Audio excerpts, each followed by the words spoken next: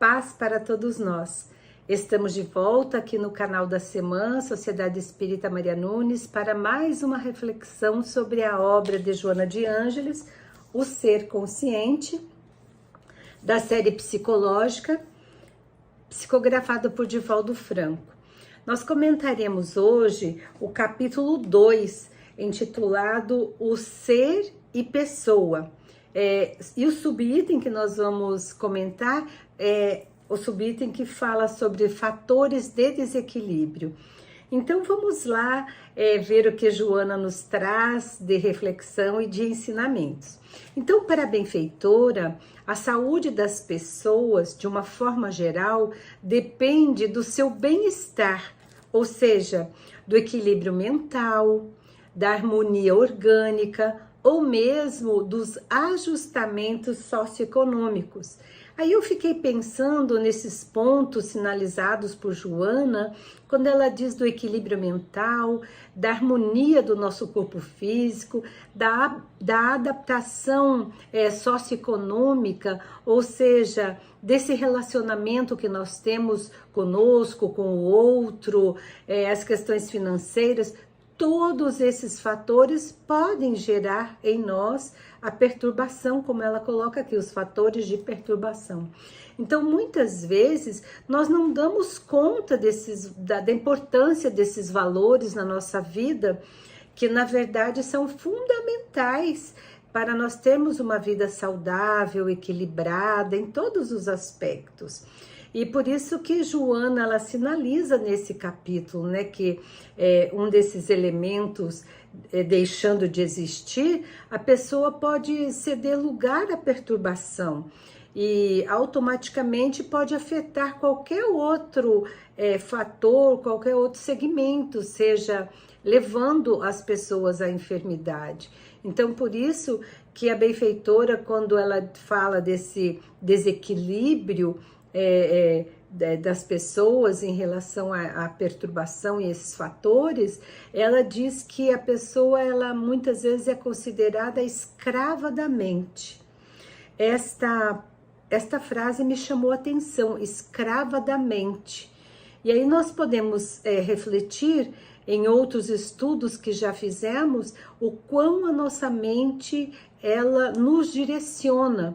Então, em qualquer situação que nós estivermos vivendo, a nossa mente, ela que é a mola propulsora das nossas situações, ou seja, de equilíbrio ou de desequilíbrio. Então, ela ainda nos diz que todo esse pensamento, toda essa situação que nós vivenciamos, ela ou pode nos trazer o sofrimento, ou, como ela diz, a liberdade, ou seja, a leveza, né? Ou seja, ou nós adquirimos doenças de tão arraigados em pensamentos e desequilíbrio e perturbações, ou nós vivemos uma vida mais leve, mais tranquila e temos a saúde, seja ela mental ou física. Então, isto porque as energias que nós estamos dispersando, ou elas podem direcionar para o bem, ou a perturbação, energias que nos trazem conflitos ou traumas. Então, essas energias, elas são gastas com conteúdos negativos e é aí que vai enfraquecer e desgastar a pessoa e gerar as enfermidades.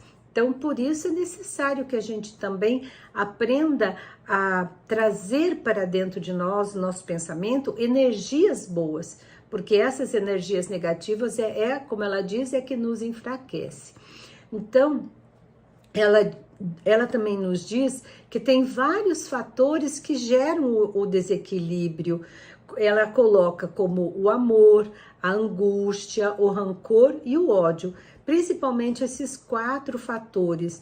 Então, isto porque a mente desorganizada, ela cultiva paixões, e essas paixões são dissolvidas e elas perdem o rumo, passando por situações de fixações, aquilo que nós falamos da mente, fica ali fixando, remoendo, e muitas vezes esse somatório de pensamentos negativos traz uma neurose, traz uma infelicidade. Então, todo esse desequilíbrio desarmoniza o estado psicológico, emocional e do corpo físico, como nós já comentamos.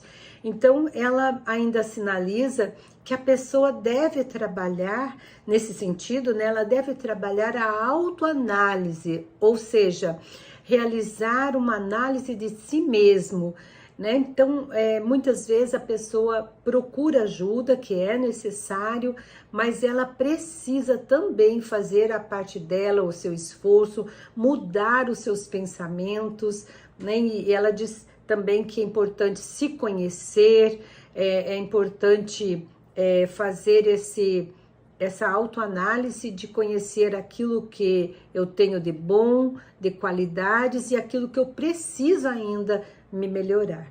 E ela sugere também que a pessoa insista na preservação das ideias superiores da vida. Né? Vejam que interessante, falamos agora há pouco do pensamento, então ela diz assim, que sugere, que a pessoa insista na preservação de ideias superiores, ou seja, que a pessoa busque bons pensamentos, que trabalhe no bem, que ouça boas músicas, que leia um bom livro, que relacione-se com pessoas que lhe tragam paz e não discórdia e não desequilíbrio. Tudo isso vai contribuir para que a pessoa tenha um equilíbrio melhor, né, dentro daquilo que ela está vivenciando, ou seja, da dificuldade. Então, essas recomendações consideradas por ela como a preservação das ideias superiores, tem como objetivo auxiliar a pessoa nessa busca de uma vida mais equilibrada, mais tranquila, serena, mesmo com as diversidades da vida, porque, na verdade, nós não vamos deixar de ter os desafios, as adversidades.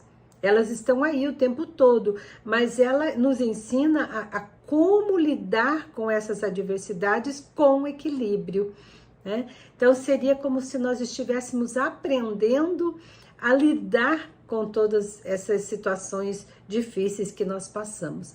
Ela ainda nos convida ao aprendizado de nós observar, se conhecer, se esforçar e prevenir de pensamentos contrários ao bem. Vejam que interessante, eu vou repetir aqui porque ela dá as ações, ou seja, os verbos, né? Observar, né? A gente precisa se observar, se conhecer, se esforçar e se prevenir, né? Como se a gente estivesse tendo assim uma capa protetora de todas essas energias negativas. Então, como ela diz aqui, de tudo que for contrário ao bem. E por isso, desta forma que existe então a manutenção do bem-estar, da saúde física, mental, com todos esses, vamos dizer assim, esses aparatos, e principalmente naquilo que está em nossa mente. Então agora nós vamos tentar explicar, conforme a benfeitora nos colocou aqui, que desses fatores que geram os desequilíbrios, que é o amor, a angústia, o rancor e o ódio. Então, quando a benfeitora fala no início do amor, ela diz que é uma das causas do desequilíbrio, que certamente não está falando desse amor puro, sublime, mas sim de um amor bruto, de um amor selvagem, de um amor possessivo, esse amor que gera neurose, tortura, é um amor, como ela diz, um amor desejo, amor sexo, amor posse, amor ambição. Esses sentimentos são sentimentos doentios, perturbadores, que produzem desarmonia interior e desalinha as defesas imunológicas, deixando então a pessoa frágil, com uma vibração mental em desequilíbrio e gerando a enfermidade. No caso da angústia, ela diz que a angústia gera insegurança pessoal, E isso é decorrente de fatores psicológicos criado muitas vezes por um comportamento instável. Por isso que muitas vezes a pessoa tem ansiedade, tem medo, e muitas vezes ela sente-se incapaz de alcançar as suas metas, de controlar a sua própria vida e sente-se fracassada. Então, é o medo e a insegurança. Então, nesse sentido, Joana nos diz que a pessoa confunde a felicidade com a ambição do ego, daquilo que, vamos dizer assim, da parte egoísta dela, né? Então, ela pensa que muitas vezes o ter é mais relevante que o ser. Talvez para preencher esse vazio existencial, então ela prefere ter, né, se condiciona no ter. E aí essa perturbação vai gerar a perturbação, o sofrimento cada vez mais. Então, nesse caso, Joana sugere que tem ajuda de um profissional qualificado e também fazer alguns exercícios de autocontrole, de reflexão otimista, de ações enobrecedoras. Esses exercícios funcionam como terapia libertadora da angústia e que deve eliminar esses pensamentos não agradáveis, né? E também ela fala sobre um outro fator que é o rancor.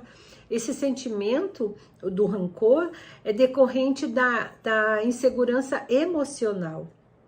Então, ela diz que o rancor, ele produz um ácido destruidor de alta potência que consome a energia vital e abre espaço para as enfermidades de várias ordens, como principalmente a psicose e a esquizofrenia, consideradas enfermidades de difícil reparação. Veja, né, o quão importante a gente saber sobre esse sentimento do rancor. E ela então alerta que é necessário realizar a catarse, ou seja, botar para fora, liberar essas emoções ou tensões que estão reprimidas, a fim de se transformar em resíduos e mágoas, assim de melhorar essa situação. Então, quando você bota para fora, ela ajuda a eliminar esses resíduos da mágoa, do rancor. E ela sugere ter a terapia do perdão como mecanismo para ajudar, né? Então, essa terapia pode contribuir para a retirada dessas paisagens mentais e emocionais de rancor que são transferidos em sentimentos de equilíbrio, de harmonia, né? Tanto nas questões psíquicas, emocionais, como físicas. E também ela fala de um outro sentimento que seria o ódio, que é a etapa terminal do transtorno comportamental. É considerado o tóxico da saúde física e mental. Então, o ódio é um sentimento que só traz à pessoa sentimentos que vai destruí-la, né? Sentimento ruim, indesejável, e desenvolve um comportamento mais difícil, um comportamento em relação ao outro, porque quando eu penso no ódio é porque eu tenho ódio de algo ou de alguém, né? Mas e muitas vezes a pessoa que é considerada, vamos dizer assim, a vítima do ódio, ela nem sabe que aquele está passando por isso ou está odiando. Então, é uma toxina que a pessoa desenvolve e muitas vezes o outro nem está sabendo. Então, esse ódio pode se aflorar por conta de uma opinião equivocada, por conta de uma situação que contraditória entre um e outro, ou também de uma infância castrada.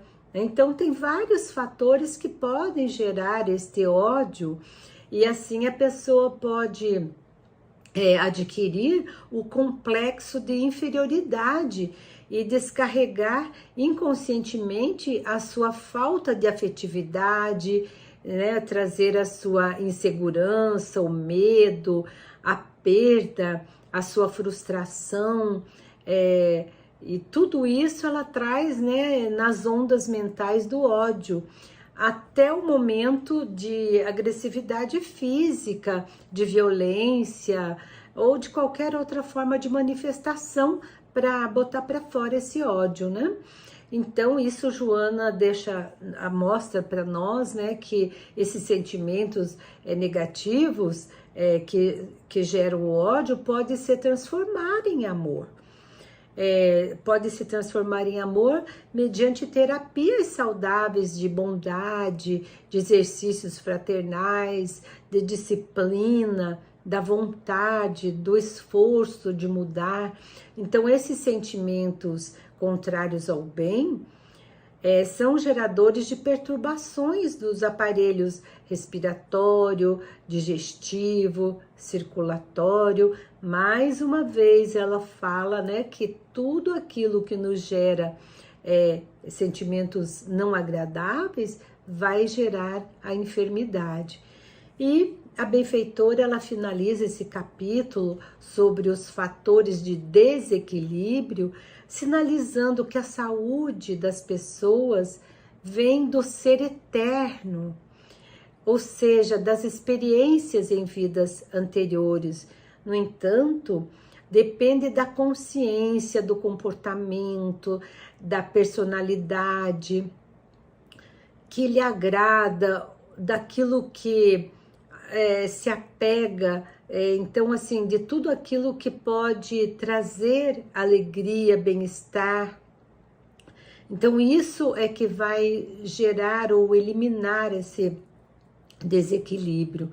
Por isso, a relevância de estarmos sempre refletindo sobre esses nobres ensinamentos de Joana, mudando os nossos pensamentos, quando vier esses pensamentos negativos, nós focarmos em pensamentos bons, fazer a nossa parte, o nosso esforço. É isso que Joana, em quase todas as suas obras, ela vem nos mostrando da importância de nós estarmos bem, né, de uma forma integral com o nosso corpo, a nossa mente, né, todo o nosso estado fisiológico, mental, emocional, para termos uma vida saudável. É isso que nós temos para hoje. Um abraço carinhoso para todos nós.